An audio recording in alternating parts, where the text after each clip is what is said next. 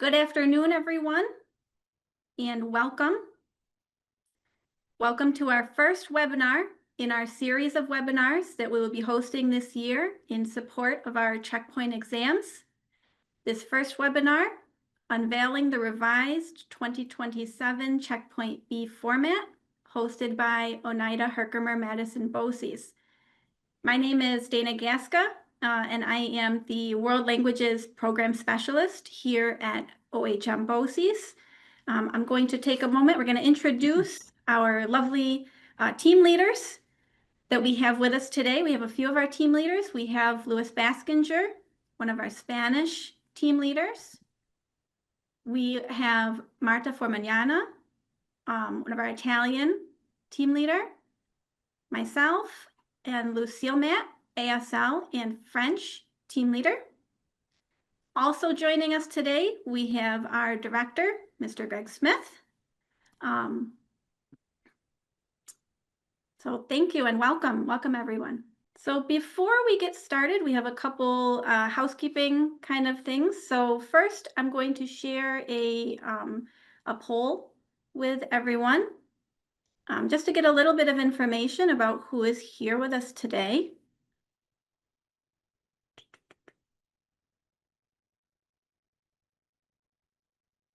So I'm going to give everybody just a minute to go ahead and answer the questions here. And the second thing I'm going to do is I'm going to put into the chat, I'm going to put a resource PDF. And this will have links to all of the resources that we are talking about today, as well as a link to our website where you can get more information about our Checkpoint A and Checkpoint B exams. Looking at our agenda for today, we're going to start by giving a brief background on why these changes are being implemented to our exams and the timeline for their implementation. Next, we will talk a little bit about the detail of our test creation process, how we select items to be included in our exam and what we do with those items. Then we will be introducing our format for the 2027 Checkpoint B exams. And finally, we're going to go into detail into each of the sections, the interpersonal, interpretive, and presentational communication sections, and share the format of those sections in more detail, as well as some sample prompts that you can take and use with your students to practice. And finally, at the end, we will have a Q&A portion where we can answer any questions that you might have during the course of the webinar. Please note that we will not be taking any questions during the presentation itself. If you do have a question on the bottom of your screen, you should see a Q&A button. So if you click on the Q&A button, you should be able to type your question in there, and we will answer either during the webinar, somebody will be monitoring the Q&A, or at the end after we've done the whole presentation, and we'll go through your questions.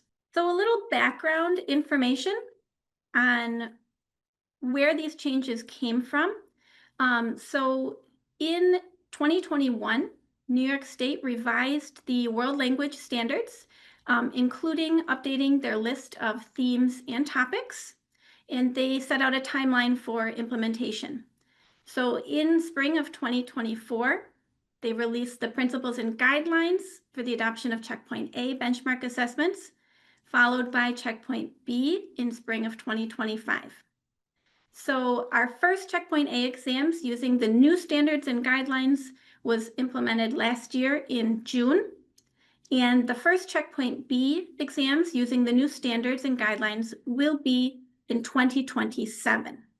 So here is a visual representation of the timeline.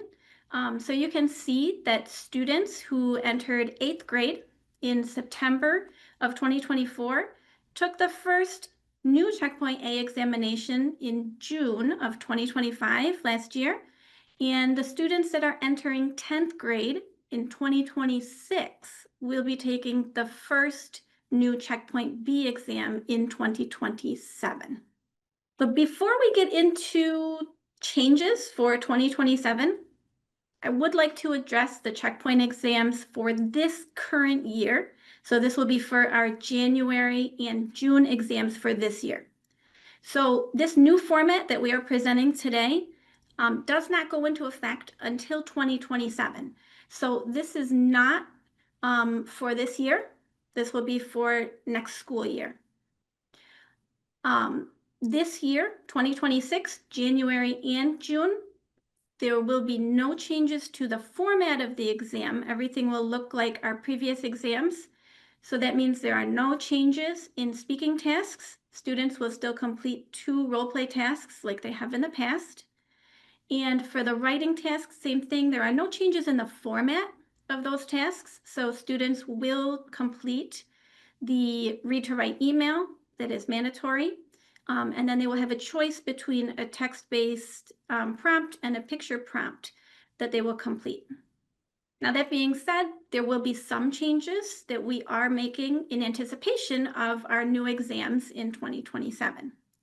So for this year, our exams, you will notice that we will reduce the length of some of the items. So looking at New York State and the direction that they are moving in, we will reduce the length of listening comprehension passages, make them a little bit shorter. Same thing with our reading comprehension passages. You will notice an increased use of infographics, advertisements in the part 3B on the test instead of, some short readings. There will be a more emphasis on the infographic there. And then finally, with the read to write email for this year, you will notice a reduction in the number of questions that are embedded in it that students have to answer. There won't be as many questions that they need to answer.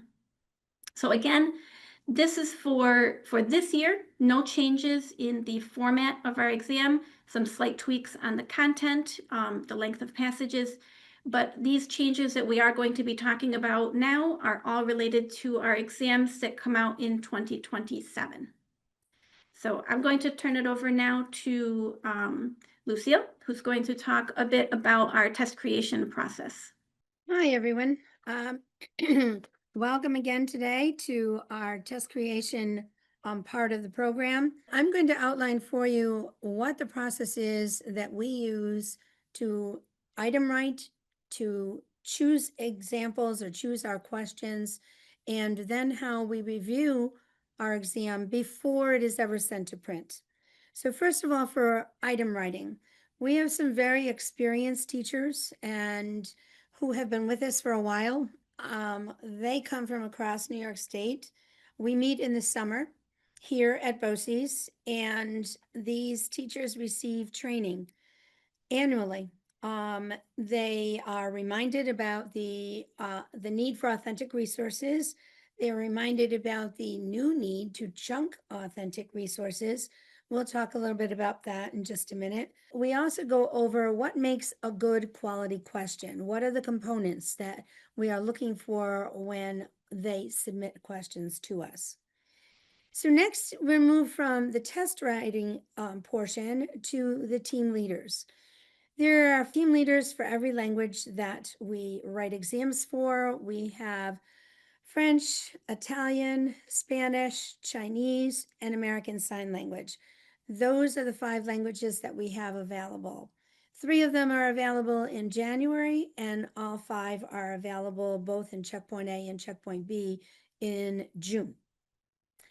So the team leaders are responsible for choosing the items that the test writers have written and controlling the actual exam, what is on that exam.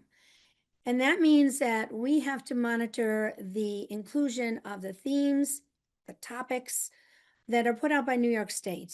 And we want to have a breadth of the topics, a very broad amount of topics. So we try to hit every topic. We actually have a grid that we use to check off the ones that are currently on the exam. Next, we try to align our chosen questions to the performance indicators. How many will be at the passing grade of, for example, intermediate low, or how many will be at the target of intermediate mid or intermediate high. Items are then edited even further for bias, for sensitivity, for a myriad of things, actually, and also for the answer choice format. And many of you are wondering, what do you mean? You do use multiple choice questions. Yes, but within the multiple choice questions, it is the team leader's duty to make sure that if the answer choices start with a verb, they all start with to do something. All 4 choices would be doing that. Or if they start with a gerund that ends in ing, like changing or going or watching, every one of those 4 choices must start the same way. What about the review of the whole exam? Once this exam has been chosen, the questions have been chosen, it's now the team leader's work to review, not only review their individual exams, but we co-review. One team leader may say, I've got this question and I want you to look at it. I want you to think about the level of difficulty. And then I'll tell you the way that I'm feeling on this. So that is a collective process. Exams are reviewed multiple times before it ever goes to print. And it is also reviewed by heritage speakers. Our heritage speakers take the exam, review it in great detail, come back to us and give us their feedback, and we act on that feedback. Then from there, the heritage speaker will record any of the audio portions or visual portions, for example, for ASL, that need to be done. Then it goes to print. So I think that, as you can see, this writing process is not one that takes place in a couple days. It's not even one that takes place in a couple weeks. It's one that takes many months to complete with all of these different checks and balances that we have in place. So let's talk about the criteria for the 2027 exam. As Dana mentioned to you earlier, the focus of this webinar is on 2027. What we're about to discuss is not on the 2026 examination. There will be some comparisons as we move through, and we will make sure that we tell you which exam we are definitely talking about. So first of all, NYSED put out weight percentage guides for the modes of communication. That's our number 1 criteria. That's where we started. How are we weighting this exam? Next, NYSED also said that we have 3 communications, or modes of communication rather, which we actually have 5 standards. These 3 modes are the first 3 standards: the interpersonal, the interpretive, and the presentational modes of communication. Next, we have a broad distribution of the 17 checkpoint themes and topics. When I say broad, once again, I mean that we literally check off so that we have as many as we possibly can enter into the exam, because there's no sense in having an exam that is targeted only for 5 to 7 of these themes or topics. Authentic resources for all interpretive sections of the examination. This is the new movement of authentic resource. If you've worked on any exams, you know that that is probably the most difficult part of the exam, is finding the appropriate authentic resource.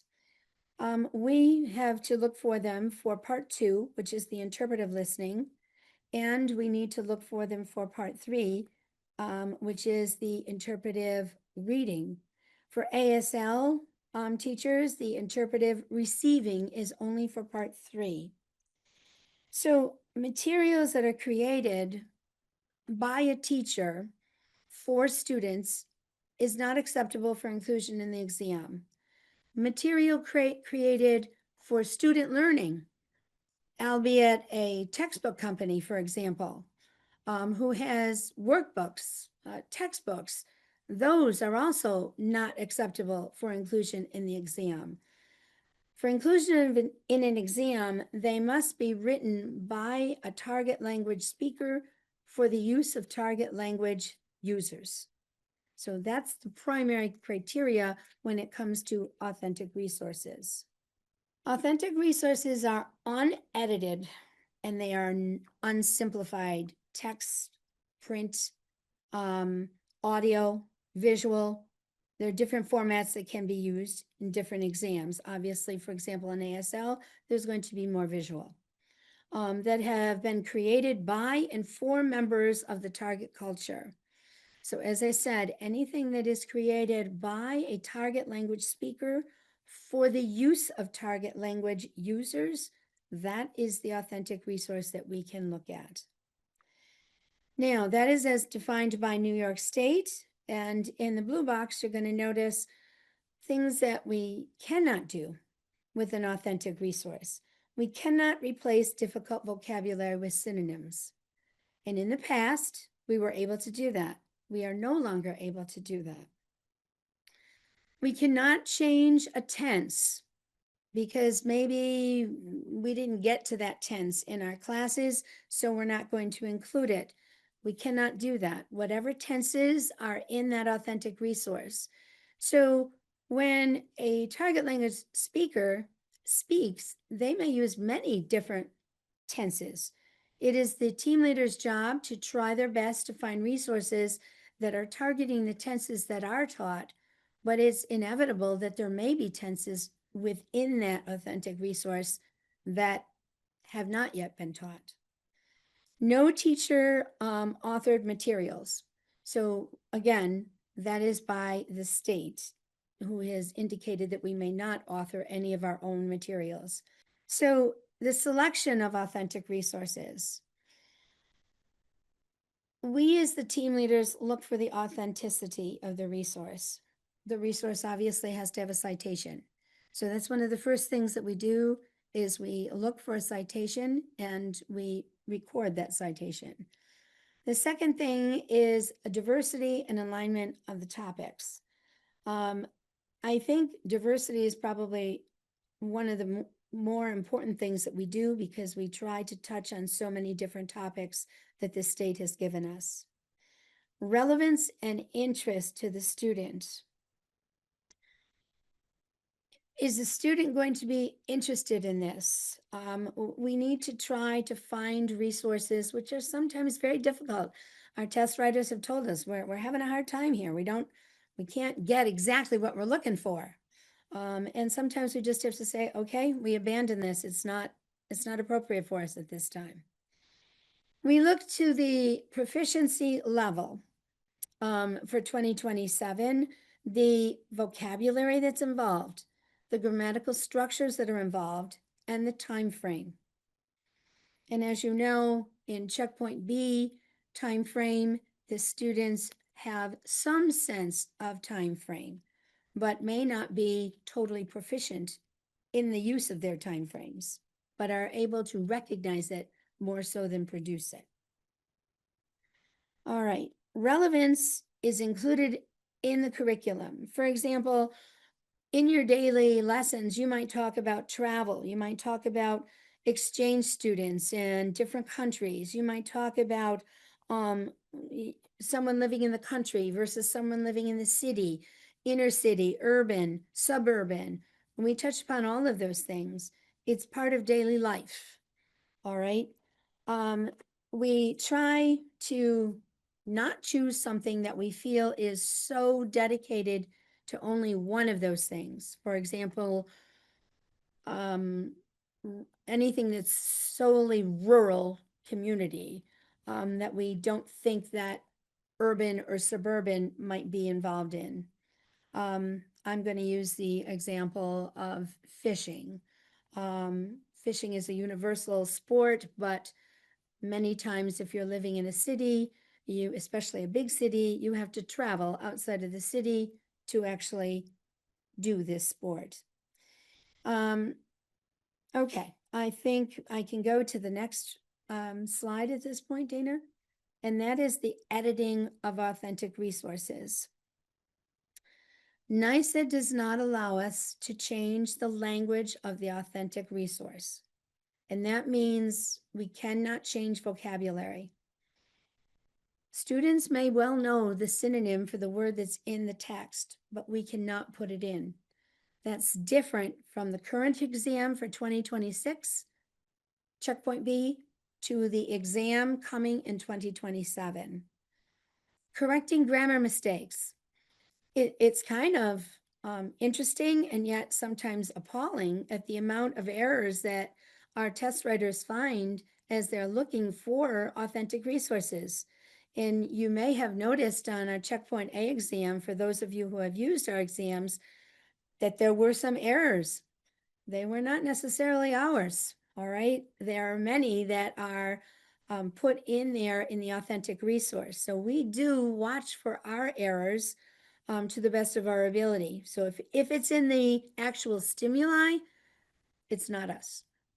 The only permissible way to edit an authentic resource is through chunking. And chunking is defined by NYSED as selecting portions of an authentic resource that can be removed, whether it is a word, a phrase, a sentence, or groups of sentences. And for the checkpoint A, we were told to use ellipses from the state. Now the state is saying that we no longer need to use the ellipses. We can have a very even flowing passage, and we can put capital letters where we need to put them and periods where we need to put them. The only permissible way is through chunking. Now, sometimes a team leader will have to say, there's not enough here for us to warrant this question. We go back to the original resource, we look at that resource and we'll say, we're going to add this to it because this is needed in order to answer this question. So that's another way that we do edit authentic resources, but always using the authentic text. Now I'm going to turn you over to Marta, who's going to talk to you about the weight percentage comparisons. Yes, we will go through the weight percentage comparisons. As you can see on the left side of your screen, we have the NYSED guidelines about weight percentages. We have to follow them, of course. You can see that for each section, there is a little bit of choice involved in two of the sections, actually. For interpretive communication, which accounts for 40% of the exam, the interpretive reading can account for 20 to 25% of the whole weight. Interpretive listening can account to from 15 to 20%. Interpersonal communication can be 30%, and presentational communication for a total of 30% can account for presentational writing between 20 and 30%, and presentational speaking for from 0 to 10%. For our exam, we have decided to use the weights that you can see on the right side of the screen. For interpretive communication, we have a total of 40% divided between interpretive reading for 24% and interpretive listening for 16%. We will have a 30% for interpersonal communication and a 30% for presentational communication. We have decided from feedback that we have received to not include presentational speaking in our exam. So our total for presentational communication will be entirely allocated from presentational writing. For American Sign Language, of course, we don't have a format yet or a weight percentage because we are still expecting the NYSED guidelines, which will be set from January 2026. So once we have that information, we will be able to proceed and we will update you on this. Download our copy of the format. I think it will be easier for you to follow along as we go through the different sections. So please download it from the resource document. Here it is. This is the document that you will find. As you can see, it is divided in modes of communication, and you can see the 3 different sections of the exam. We have interpersonal communication, interpretive communication, and presentational communication. You can see the percentages at the very top, and as you move through it, you will find the description of the tasks involved, the format of each task, and the points allocated for the tasks. we can explore in the interpersonal communication part. We will go through each section separately. So for the first section, we can see that the total point value is 30%, and it will be divided in two different tasks, one interview task and one role play task for 15 points each. For this section, the students will select two prompts and decide which one to complete. The first task will be an interview task, and the second will be a role play task. For each task, the student will be able to decide who will initiate the conversation. And for both tasks, the students will be participating as themselves. The difference between interview task and role play task is, in fact, the role that the teacher will play. The teacher will play themselves, act as themselves in the interview task, whereas they will play the role indicated by the prompt for the role play task. For all prompts, we have a broad distribution of the New York State themes and topics, and all our prompts are representative of the 4 language functions. So let's explore part 1A. For part 1A, as we said, our prompts are conversations, and it will be a conversation between the student and the teacher. We will have 16 prompts, 1 per topic, and all of our prompts will provide a familiar setting, a familiar framework for the conversation. We can take a look at an example. We have a sample prompt for an interview. If you look at the very top, you can identify the topic, which in this case is leisure, and you can also identify the language function involved, which will be exchange information. At the very bottom right, you can see a circle, and that indicates that this will be an interview task. At the very center, you can see that what the prompt will entail. In this case, it will be a conversation about plans for the summer.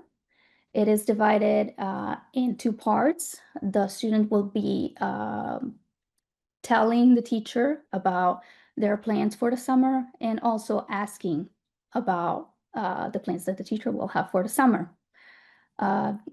After reading the prompt, the teacher will be asking the student if they understand the prompt and also who will be starting the conversation. So again, the student will be able to decide who will initiate the conversation. For role play task, this is also, as we said, a conversation between the student and the teacher. Again, there will be 16 prompts. In this case, there will be 4 per language function. The students will play themselves, and the teachers will take on the fictitious role that is described in the prompt. We can see a concrete example. Again, we have a sample. Again, at the very top, you can identify the topic. In this case, it's school life and education, and the language function involved, which is exchange information. You can identify which kind of task this is by looking at the bottom right, where role play is indicated. The prompt in this case is a friend having problems in one of their classes, and the student will want to help. And what they will do in this conversation is asking the teacher questions about the problems and give ideas for solving them. Again, in this case, the student acts them themselves, and the teacher will play a role. The teacher will ask if the student understands the prompt and will also ask, again, who will start a conversation. I just wanted to remind everyone that these are just two samples. There are more samples available on the resource document. So at this point, we can move forward and look into more detail into the interpretive communication section, which will be explained by Lucille. Before we enter into this next section, I'd like to remind everybody that this is for 2027, not for the current year of 2026. But for 2027, the interpretive communication has some changes to it. So I'm going to explain that to you now. So first up is going to be the 40% that we have decided upon as far as our interpretive communication is concerned. And this is for category 1-2 languages. French, Italian, Spanish are the category 1-2 languages that we create our exams for. There are going to be 28 multiple choice questions, and I will explain each part as we go along here. First of all, part 2 will have 16 questions, and they will be worth 1 point apiece. This is a change. We listened to the feedback that we received. It was relatively strong that you prefer to have more point value in the reading or interpretive reading than you do in the listening. So we listened, and we will have 1 point for each question of the 16 in part 2, which is the interpretive listening section. The interpretive reading section has 3 parts, and part 3A used to be one very long passage with 5 questions. That is changing for 2027, not for 2026. But for 2027, it will be 2 shorter length passages, each with 2 questions. Each passage has 2 questions, and these questions are worth 2 points apiece for 8 total points. So part 3A is going to be worth 8 points, and that's split between 2 shorter length or medium length passages. Part 3B is going to focus more on infographics rather than having some cultural mini readings, all right?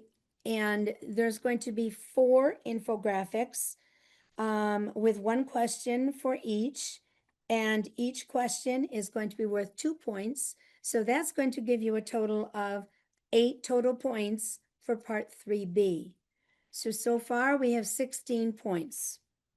For part 3C, we're going to have 1 long passage that is slightly shorter than what you're going to see for what you have seen for checkpoint B in the past. And there will be 4 questions to that passage, not 5. And that's going to be for a total of 8 points.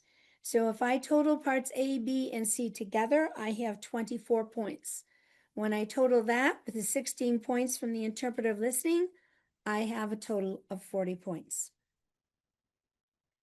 Okay. I'm going to go next to the Chinese. This is all the same that I just explained, but it's a category 3-4 language. And in a category 3-4 language, look at part 3C.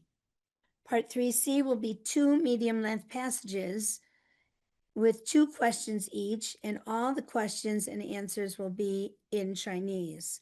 So that is different. It's going to resemble part 3A. We have stimuli. That stimuli is going to be authentic. It may be chunked if need be, or it may be in totality. It's going to be appropriate for the proficiency level that we're targeting. The questions will only be written in the affirmative. No negative questions. And there may be some inferential questions. The answers are relevant to the question that is being asked. And I'm going to give you an example. It's a very basic example. If the question were, what is your favorite color? And the answers were blue, yellow, red, and dragon. Dragon is definitely not an appropriate answer in any way, shape, or form. It's not a color. We will not have a question that has that type of answer choice. Some of you might refer to this as a throwaway answer. All right, we try our best not to have those. The second bullet under answers said that we rely solely on the stimuli and not prior knowledge to answer the question. So what we don't want is that a student needs to have had experiential learning or has read about something in advance to be able to answer the question well.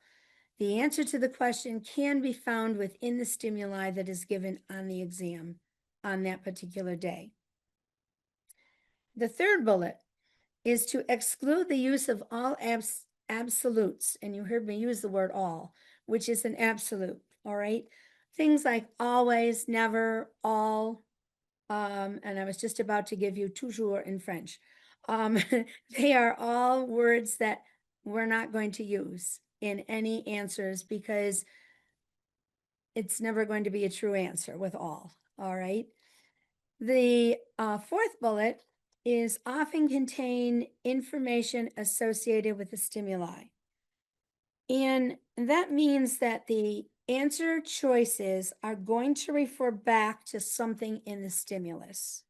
And I'm going to give you an example of what I mean, all right?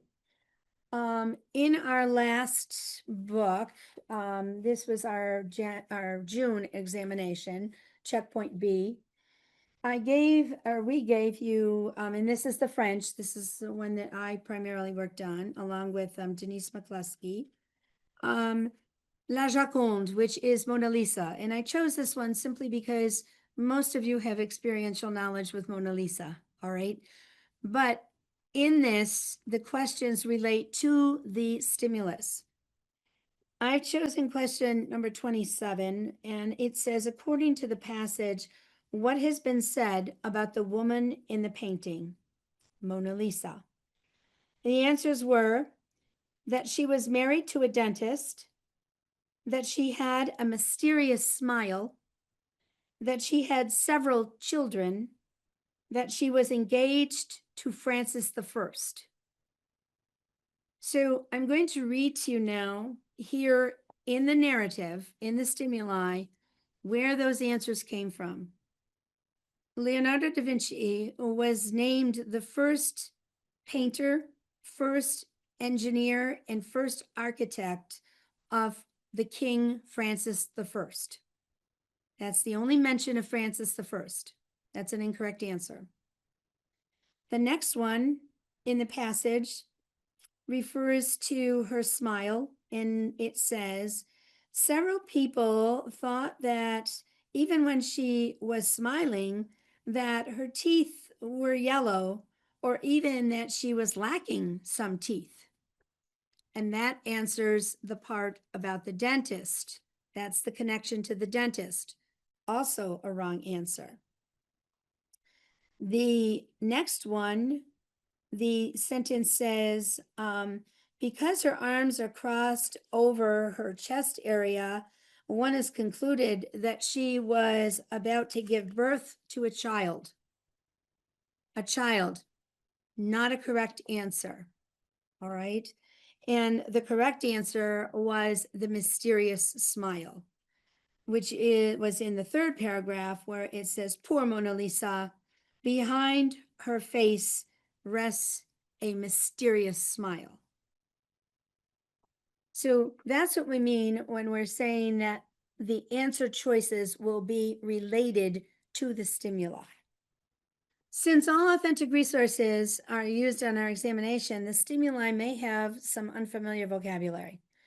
It's an impossibility for all teachers to teach all vocabulary that is going to be needed on any examination. So what we need to do is teach our students that they need to be able to deal with that. And one way of dealing with that is teaching the use of contextual analysis.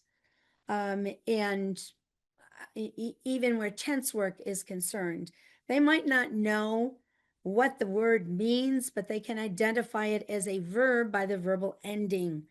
And those are things that we might need to teach our students in order to deal with new authentic resources in their examinations. Authentic resources, we strive very hard to have more than one clue, but there are some that may only have one direct clue. You need to be aware of that. I'm going to turn you over now to presentational communication, and that's going to be presented by Lou. Good afternoon. The final part of the examination is presentational communication or writing. Okay. And our total value for this part of the exam is 30%, and students must accomplish 2 tasks. Each task is 15 points. And there are options. Students are provided 3 different prompts, and they must choose 2 to complete. So the first task description, okay, for presentation and writing, students compose a response that meets the requirement of the task and addresses the prompt. And students in this part of the exam demonstrate their abilities to describe, inform, narrate, explain, or persuade the functions, the language functions for presentational writing. The format has changed, as we pointed out at the beginning of the presentation. For 2027, there will be 3 English language prompts as options for the students, and they should complete 2. They must complete 2. The first option is text-based, and it's a prompt that's going to be accompanied by an authentic resource. It is no longer a read to write email with questions embedded. That still remains on our transitional year, but on our new examination, we have moved away from that. The second is a text-based prompt accompanied by a picture, but the picture is not an authentic, and I'm going to explain that when we look at our samples. Okay, and then finally, we have a picture-based prompt, which is what we've had all along. Actually, it's a leftover from the Regents examination days, and it functions very well. And we've had, on our survey, we've had people request that we keep that activity. Okay, so for the text-based prompt, it will be accompanied by an authentic resource, and students may choose to incorporate elements from that resource, but it's not required. And I'm going to explain that in detail. Students will accompany both presentational writing tasks in the target language. The bulleted suggestions, as always, may serve as a guide for students to compose their responses. For Chinese, it's different. Okay, it will be exactly what I said about our other languages, except that there will be 2 text-based prompts accompanied by a picture. It will not have an authentic picture involved in this, because it is a category 3 and 4, and the state has told us that that cannot be used as we're using for the other languages. For option 1, for our category languages 1 and 2, French, Italian, and Spanish, it will be a direct communication. It's going to be a letter, a note, an email, etc. that would be a direct communication accompanied by an authentic image with information that the students may incorporate into their response. The task will include bullets with suggestions. There will be a reminder that we've added to write at least 7 to 10 sentences. Please note, it is not a requirement. It's simply a reminder.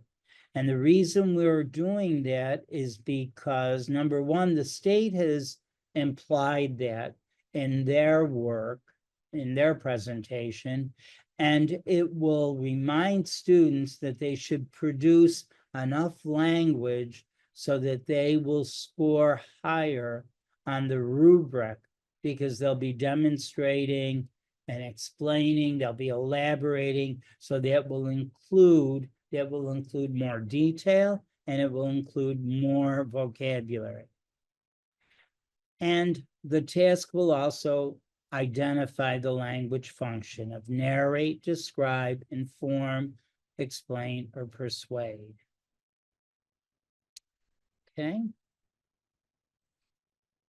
Our option 1 for categories 3 and 4 for our Chinese exam will be different. There will be no authentic resource for the Chinese examination. Okay, so let's take a look at this new option that we are offering. This is exactly the format of the question. So when you go back and you see what we've done and you download, you can use this, or you should use this in your classroom for the template for any kind of writing associated with practice for the examination. So you will see that just like our conversation cards, we will have our function at the top, and then this is option 1. And we tell the students to earn full credit, you should address all parts of the prompt, write in complete sentences, organize your ideas, provide details, and use a variety of vocabulary. Obviously, once we get to rubric for this, you will see that that will be incorporated into the rubric. Before I go to the task in the prompt, I'd like you to look down at the bottom, and this box at the bottom, and it says you are encouraged to write at least 7 to 10 sentences. And for option 1, you may refer to the image in your response. However, it is not required. What is my task? Compose an email in the target language that appropriately addresses the prompt below.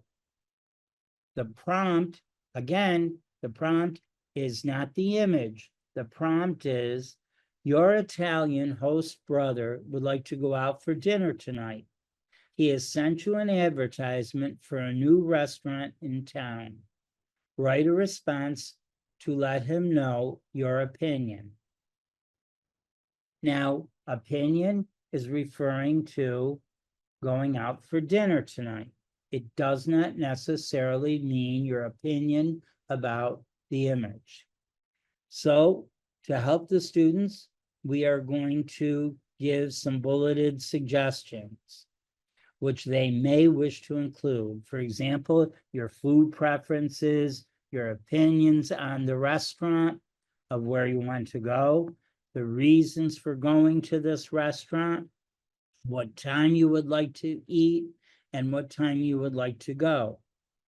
Now, if the student reads the image and finds the image to be helpful, here, for those of you who don't speak Italian, it's telling you that there's an opening, there's a beginning of a new restaurant, and on October 13th, they are offering all the pizza you can eat for free.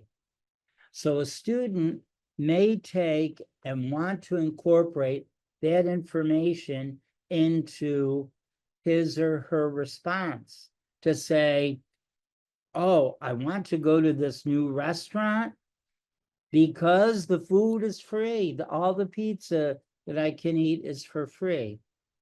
But the student can simply say, I want to go to any restaurant, and express his opinion or her opinion about that restaurant. So this question actually offers two ways for students to approach this writing. I hope I've explained that well enough. Okay, our option 2 for writing is a communication to a general audience. It could be an article, it could be a script, it could be a draft, it could be an essay, it could be a composition. So it's moving away, so it's not another letter or another direct communication. This is general. And the task will include bullets with suggestions. And again, there'll be a reminder to write at least 7 to 10 sentences for the same reason that I explained in the first option. So if we can see the next. So my option 2 here is to inform. Okay, that's my function. And again, I'm going to tell the student, how, they may receive full credit, what they should do. And I'm going to, again, at the end of the description, I'm going to say you're encouraged to write at least 7 to 10 sentences. Encouraged, not required. This task is to compose a response in the target language that appropriately addresses the prompt below. Your school's target language newspaper is looking for submissions about celebrations. Write an article about either a community activity or a family celebration. The following are suggestions that you may wish to include. However, again, they're suggestions, they're not requirements. So, and it will tell you you will tell what the event is, when the event takes place, what happens during the event, who participates, why you like this event. Okay. This will be for Chinese. This will be both option 1 and option 2. Okay. And option 3 is a picture prompt. It's going to be a drawing, a sketch that is a stimulus for writing a story. And that's extremely important that when you train your students, when you practice this activity, this writing activity, that you make sure that they're writing a story and not a description. Description was checkpoint A. Checkpoint B is writing a story. And again, the task will include a suggestion to write 7 to 10 sentences. There are some strategy suggestions on what students may wish to include and what they should avoid doing. Okay, but there are no bullet points for this. There never have been bullet points at checkpoint B level for the picture writing story. Okay, so let's take a look at how we've set this up. Again, our function is to narrate this time. I'm going to tell the student how they can earn full credit, what they should do. And my task is going to be write a story about the scene in the picture below. And the prompt will be a sketch or a picture similar to this. And we've included what you may wish to do, suggestions to the students of how they may go about this. And it's they may want to include events before, during, and after the picture. That is new to this in our question, so that students may say, Mr. and Mrs. Smith came home from work after a long day of work, and they decided they wanted to spend the evening at home. Okay, so we can include before. The students should use transitional words so that it moves as a story. And students should give reasons or explanations for the events that they mention about the scene. what students do not, we tell them, do not write in dialogue format. We do not want them to create a dialogue to say, Mr. Smith says, Mr. Smith answers, etc. And they do not only describe the picture. This is not an activity where they say there are 3 people, there's popcorn, there's a television. It should be, and must be, I should say, a story, and read like a story. And again, we've told them that we encourage them to write at least 7 to 10 sentences. Okay, and that is our writing session, our presentational communication for our examination. That concludes kind of our presentation portion of the webinar. So before we get into the Q&A, I would like to remind everybody this is only the first of a series of webinars that we are going to be hosting this year. So our next webinar is November 12th, and that actually focuses on Checkpoint A. So we're going to be talking about instructional strategies for Checkpoint A, how you can prepare students for each of the sections of the exam, what are some classroom activities that you can do to practice with them. In January 28th, we are going to have another Checkpoint B presentation, this time solely focused on interpersonal communication. So we'll go a little more in depth. We will present our rubrics at that time. How would students be graded on this? Again, how can you prepare students? April 22nd will be interpretive communication. And then in May, we will have a presentation on presentational communication. Again, most of our webinars this year are focused on Checkpoint B because of the new format coming out in 2027, but we do have the one on Checkpoint A as well. And I hope that you guys will be able to join us for those webinars. There is a flyer that you guys can access. You can register for all of the webinars on Zoom and on Frontline if you would like CTLE hours. Okay, so at this point, we're going to go to question and answer. There were a few other questions that were there that I didn't end up getting to today, but we did run out of time. Of course, if anyone has questions, feel free to contact us. Is there a slide that has our emails, that first slide or second slide in the deck maybe? Yeah. Of course, feel free to reach out to us at any time, and we'll be happy to engage with you and help explain things or give resources that you're looking for. But appreciate everyone who attended today. Hopefully you found this insightful, informative, and we'll look forward to seeing you again just in a couple months for our Checkpoint A webinar, or throughout the rest of the spring at our Checkpoint Bs. Thanks, everyone. Thank you. Thank you for joining us today.